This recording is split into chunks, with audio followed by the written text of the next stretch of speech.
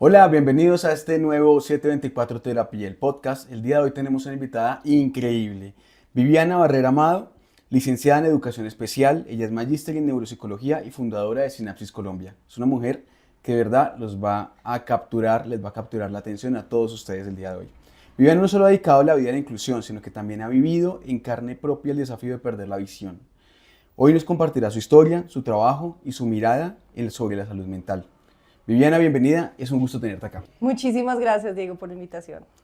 Bueno, Viviana, son muchas las preguntas que creo que tengo hoy para hacerte. Me gustaría iniciar que nos hables un poquito de ti. Yo creo que las personas que nos están viendo por internet desean saber quién eres, qué estudiaste. Cuéntanos un poquito de tu experiencia de vida. Claro que sí, bueno, pues yo soy santandereana.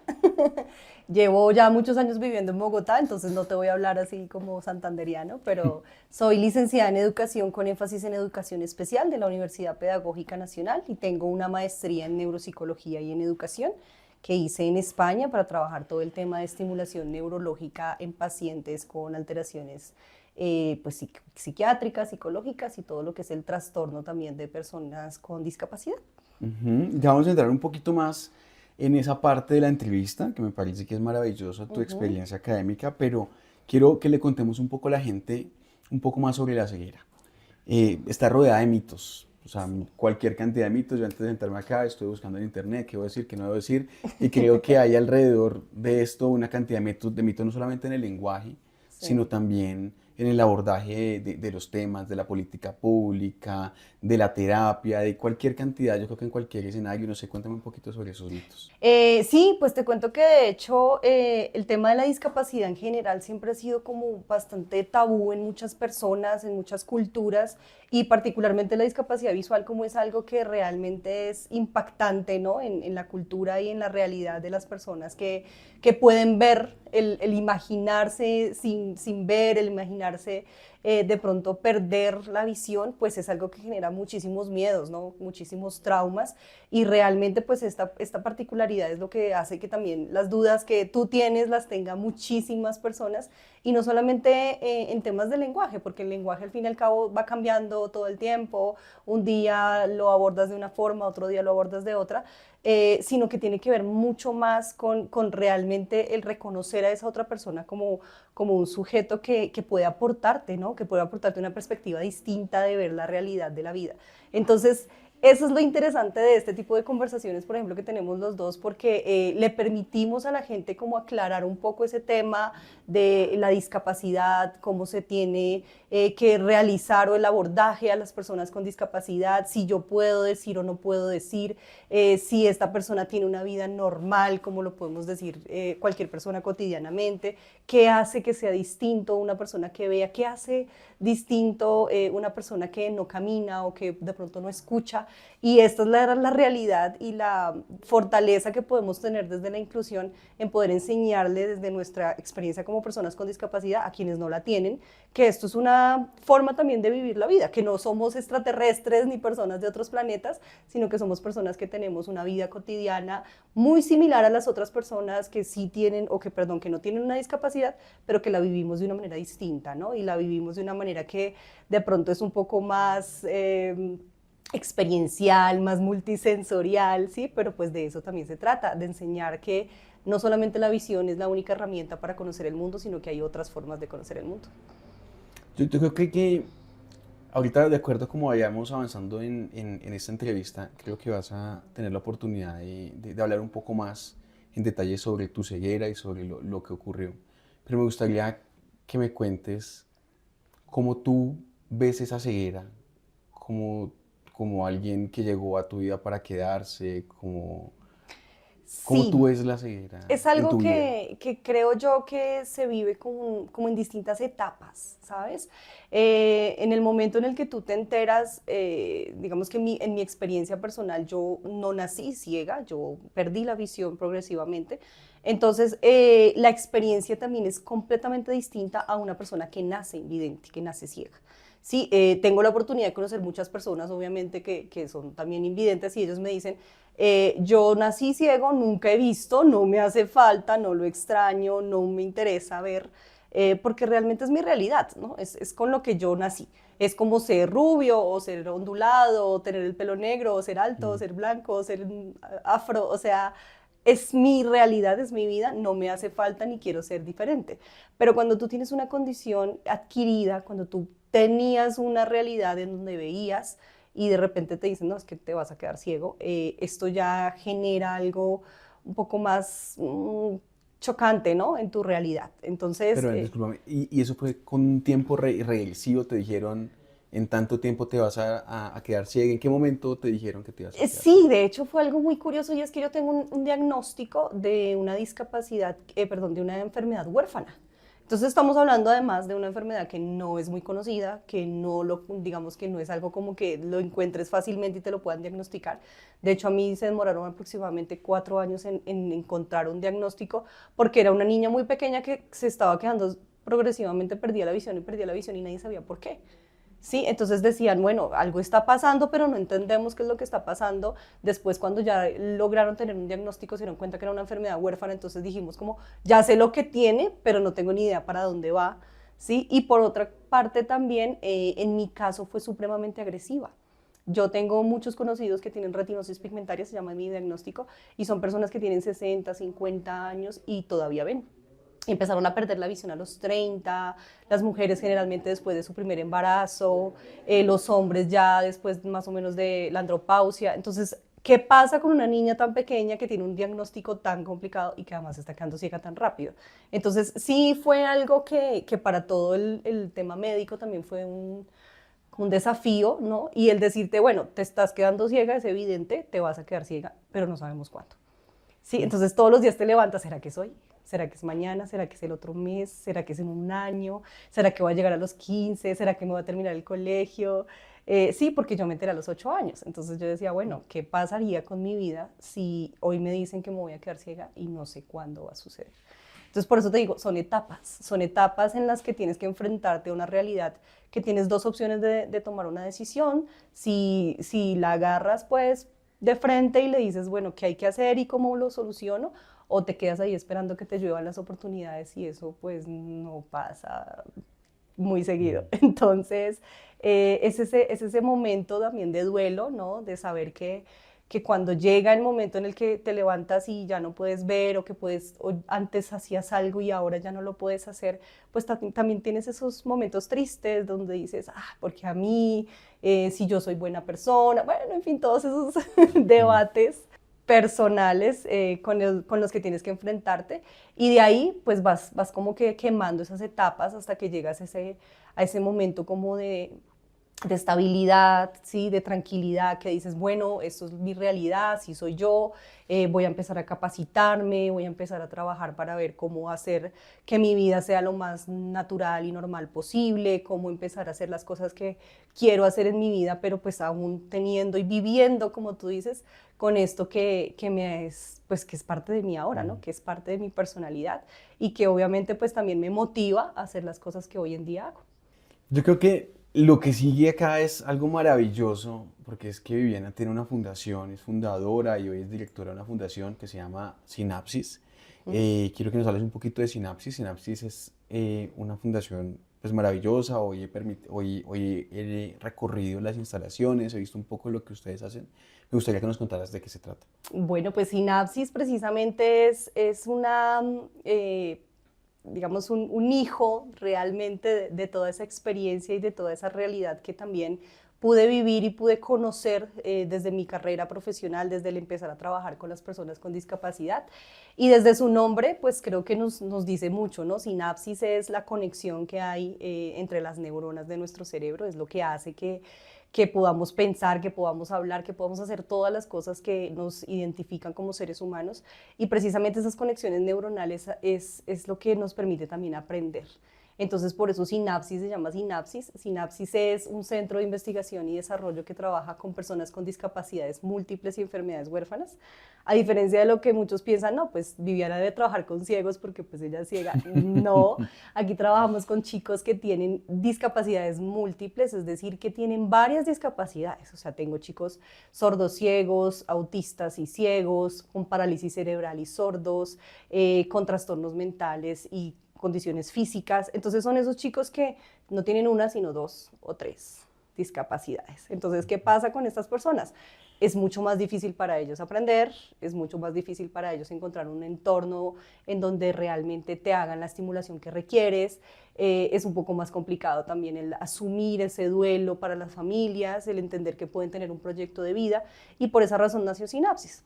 Sinapsis trabaja todo lo que es estimulación neuropedagógica a partir del reconocimiento del cerebro como la herramienta principal para el aprendizaje. Entonces, si tú tienes 50 condiciones de discapacidad, igual hay un cerebro ahí esperando como a ser estimulado. Si tienes una o tienes dos o tienes tres, o si no tienes ninguna discapacidad, tu cerebro siempre está dispuesto a aprender, pero hay que saber cómo llegar ahí.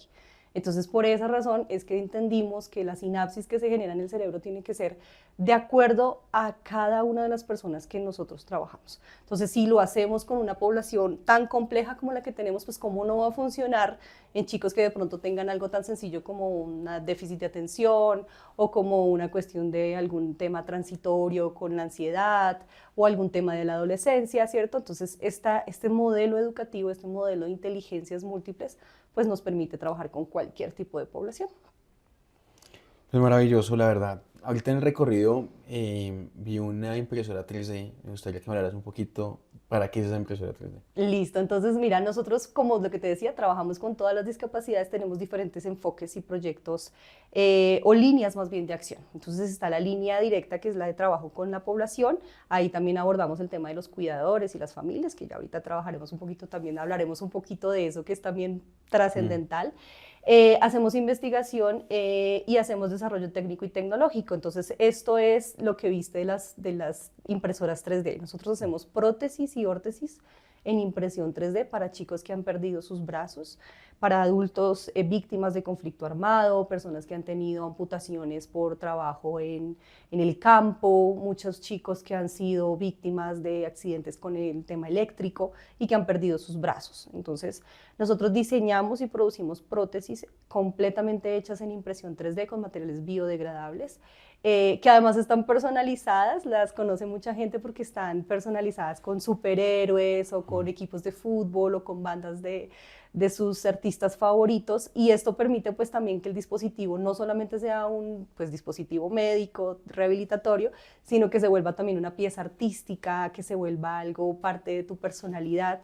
Y es algo que realmente también nos ha permitido llegar a una comunidad muy vulnerable, como son las víctimas de conflicto, las personas que han sido desplazadas y que además son de escasos recursos y que no tienen la posibilidad de acceder a una prótesis bioeléctrica y de titanio que cuesta 15, 18 millones de pesos, que para muchas personas es muy difícil, sino que son prótesis de bajo costo. Y así también hacemos dispositivos de rehabilitación pues para personas que necesitan, digamos, inmovilizadores, órtesis, equipos pues específicamente a la medida. Y en este ejercicio pues trabajamos con las universidades, entonces trabajamos con la Javeriana, la Uniminuto, los Andes, haciendo precisamente que estos chicos de esas carreras de ingeniería, de esas carreras de psicología, de medicina, volteen a mirar a las personas con discapacidad y digan, oiga, yo tengo una idea, ¿qué tal si colocamos la ingeniería al servicio de la discapacidad? Si utilizamos todas esas herramientas mecánicas y mecatrónicas para hacer algo para las personas con discapacidad. Entonces, esa también es como la invitación que le hacemos a los estudiantes, a las personas que están en formación, a que lleven esos proyectos de grado, que lleven sus ingeniosas ideas al beneficio de las personas con discapacidad. Tú hablas algo que me parece muy importante destacar y es sobre la salud mental en la discapacidad, ¿sí? En todo lo que hay alrededor, no solamente para la persona que está atravesando esa condición, sino también las personas que están alrededor de esa persona, los cuidadores, todas las familias, los entornos. ¿Cómo trabaja Sinapsis en ese bienestar emocional? ¿Cómo tú conoces, cómo tú lo haces también desde el abordaje de tu carrera y lo que nos contabas en lo que te dedicas? Claro, mira, el tema de la salud mental es algo que para muchas personas se convirtió, primero en esta época como en algo muy moderno, ¿no? Como de hay que estar pendiente de la salud mental, pero hace unos años era bastante efímero. Era algo que realmente la cultura, digamos, propia de las personas que presentan un diagnóstico complejo, pues sencillamente lo ven como me preocupa más que mi hijo tenga el medicamento, que mi hijo tenga la terapia, que mi hijo tenga el médico especialista, pero no me interesa si psicológicamente está bien y no me interesa si yo estoy bien porque ahora dejo toda mi realidad y toda mi vida para girar en torno a mi hijo o a mi hija con discapacidad. Y esto es algo que se vivió por muchos años. Además de digamos, el reto permanente de la persona con discapacidad para sobrevivir en una sociedad que no la concibe como alguien útil ni funcional. ¿Sí? Tú sales a la calle, hoy en día ya no es tan así, pero salías a la calle hace unos 20 años y la gente te miraba como, ay, pobrecito, ay, no, ay, no, qué pecado, ¿sí? ¿Cómo lo dejan salir así? Y entonces ese proceso de lástima, ese proceso de compasión, ese proceso de que no te ven como una persona, sino te ven como un enfermo, como un minusválido. Y esto genera muchísimos choques precisamente en la salud mental de las personas que padecen una condición y en la familia y el entorno que los rodea. Porque entonces ya no eres tú como persona, como hombre, como padre, como esposo, como tío, abuelo, amigo, no, sino te conviertes en el papá, el papito de, ¿sí? Eres el papito de Juan, y es que el papito de Juan tiene que llevar a Juan, y es que el papito de Juan tiene que traer a Juan, y es que el papito, pero entonces tú ya dejas de ser una persona, ya dejas de tener una identidad propia porque todo tu mundo y tu realidad gira en torno a tu hijo o tu persona con discapacidad. Y esto, pues, indefinidamente iba a tener un impacto en la salud mental de los cuidadores, un impacto en la salud mental de los chicos, que cuando van creciendo y si tienen 30 años o 40 o 50 y su familia y su papá y su mamá son personas de la tercera edad, los siguen viendo como niños pequeños, ¿sí? Entonces es que mi bebé, ¿cuántos años tiene su bebé? No, 53. Y uno dice, no, es que no es un bebé, es un adulto, ¿sí? Pero esa percepción también de la adultez, de la asimilar la madurez de la persona con discapacidad, es un shock muy fuerte para la persona y para la familia. Entonces, todo esto va deteriorando la estabilidad emocional de la persona, va deteriorando su salud mental y por esa razón es que Sinapsis también en cierta medida tiene que abordar el contexto. Podemos hacerle un súper proceso de rehabilitación a una persona con discapacidad y enseñarle lo que quiera y hacer y que tenga un emprendimiento y que haga su vida, pero ¿qué pasa con esa mamá que piensa que su hijo no puede, que aquí en la fundación le enseñamos a comer y en la casa le cucharean, que aquí le enseñamos que tiene que ser independiente y alzar su reguero cuando termina de comer y en la casa le alimentan, lo bañan, lo visten? Sí, ese shock también de cambiar una realidad familiar, de enseñarle a ese papá que lo ha sobreprotegido o esa mamá que lo ha sobreprotegido, de que tiene un hijo que tiene que ser independiente porque cuando usted falte, ¿quién lo va a llevar? ¿Quién lo va a paladear? ¿Quién lo va a consentir? Nadie. Entonces tiene que ser independiente y usted tiene que tener una vida, tiene que recuperarse como sujeto, como persona, como esposo, como mamá, no de su hijo con discapacidad, porque muchas veces tienen más hijos, incluso hasta esos hijos se ven afectados porque yo ya no existo para mi mamá, sino solamente mi hermanito o mi hermanita, ¿cierto? Entonces todo eso, aunque uno no lo ve o lo naturaliza, es bastante desgastante y es ahí donde empezamos a tener personas con depresiones profundas, con trastornos de ansiedad y todas esas cuestiones mentales que dejamos a un lado porque nos importa más el bienestar de la persona con discapacidad y la medicina y la estabilidad de él y dejamos a un lado que realmente hay un contexto que se está viendo afectado también. Precisamente sobre eso, la Organización Mundial de la Salud ha dicho que la depresión es una pandemia, Sí. es un problema que debemos atacar como sociedad, como mundo. O sea, debemos intentar acercarnos a una respuesta a esto que está ocurriendo y como tú lo estás diciendo, em, las personas con discapacidad o con algún tipo de discapacidad tienen una cercanía mayor a esa Ujú. depresión. Me gustaría Sí. que me contaras qué tan común es eso en la fundación, en los casos que tú recibes en la fundación. Cuéntame pronto algún caso.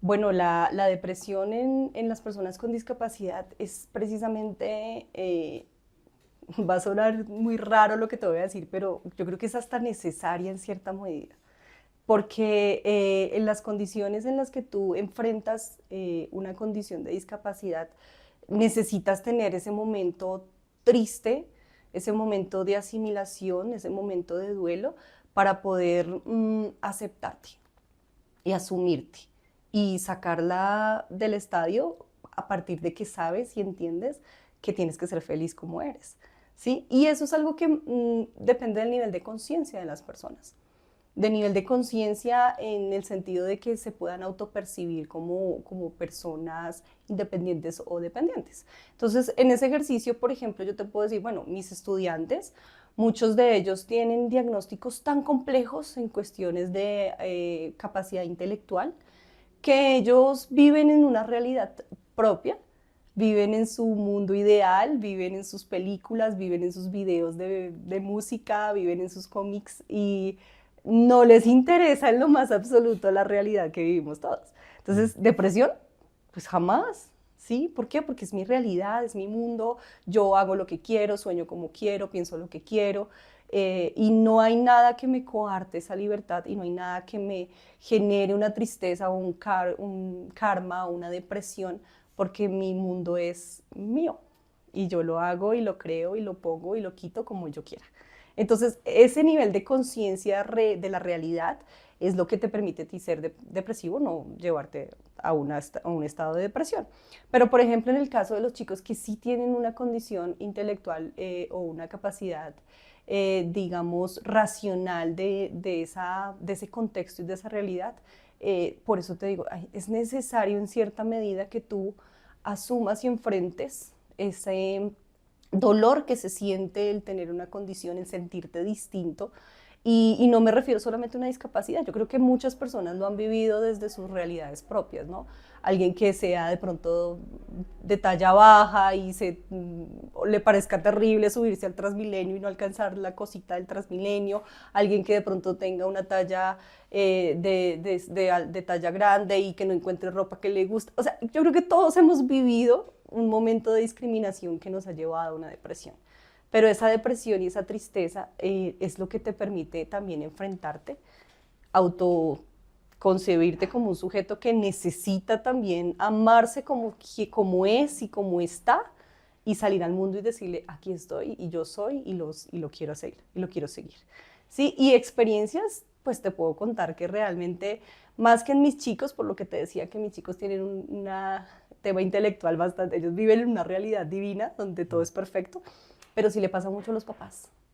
Y le pasa mucho a los papás porque los papás olvidan su vida personal, su vida real, para vivir solamente la realidad de sus hijos. Y muchos de ellos también dejan de percibirse a sí mismos como lo que soñaron ser. ¿Sí? Y eso pasa en una realidad, digamos, paralela a la que yo digo, tengo una familia feliz, tengo un esposo perfecto, tengo una esposa perfecta, la carrera soñada, el apartamento, la finca, el carro. Tuve una experiencia así muy linda de una familia que tenían la vida perfecta, ¿sí? Personas adineradas, con una buena familia, el esposo y la esposa, todos divinos, así como de portada de revista, con su casa, con y tuvieron toda la planeación impresionante para tener a su hijo, su primer hijo, mejor dicho, el idilio de la familia, y les nació un niño con una enfermedad huérfana supremamente compleja. Entonces todo su mundo se derrumbó. ¿Por qué? Porque era la vida perfecta que todas las personas quieren y desean tener, pero te nace un niño que lo deseas impresionantemente, pero es un niño que no te reconoce, que ni siquiera se deja tocar de ti, que tiene ya 7, 8 años y ni siquiera camina, no habla, te tira la comida por la cara, no te reconoce como mamá, no te reconoce como papá. Sí, entonces toda esa imagen, ¿cierto?, que tú construiste de esa realidad perfecta, se va completamente derrumbando porque realmente esperas que tu hijo se cure y salga y ya, y un día sea perfecto como te lo soñaste. Y no entiendes que no se trata de sanarlo ni que el milagro suceda, ojalá sí sea así, uno siempre tiene fe y cree que, en que puede pasar algo sobrenatural y ojalá algún día suceda, pero si no sucede, entonces, ¿qué es de ti? ¿Qué pasa con tu experiencia de vida que se entorna solamente a esperar un milagro en vez de enfrentar una realidad y decir, bueno, a esto es lo que nos tocó y vamos a hacer que seamos felices con lo que tenemos, no con lo que esperamos que nunca llegó o con lo que de pronto llegue, pero no sabemos cuándo llegue, entonces me quedo aquí esperando lo que te decía hace un rato, que llueva los milagros o que llueva la realidad, no, no va a llover. Tienes que salir a buscarla y tienes que salir a buscarla con lo que tienes. Como dicen por ahí, ¿no? Si te dan limones, pues hay que hacer limonada, ¿sí? Pero limonada rica y salir a decir a la gente, mire tan bonito y tan rica que es mi limonada, porque es lo que yo amo ser y por consiguiente proyecto eso también en la vida. Y esta familia hoy en día pues sigue sí con sus retos, porque además es una patología muy difícil, que sabemos que cada año que ese niño crece va a tener un reto muy distinto, pero hoy en día ellos, por ejemplo, ya lo asumen, ya lo enfrentan, incluso dejaron de tener esa familia alejada de la sociedad porque pues les daba pena tener un hijo con discapacidad. Y hoy en día ya la familia, su entorno social, sus amigos, saben que ellos tienen un hijo con una condición y realmente lo aman y experimentan cada reto como una experiencia de decir, bueno, este año que nos toca aprender para que nuestro hijo sea independiente.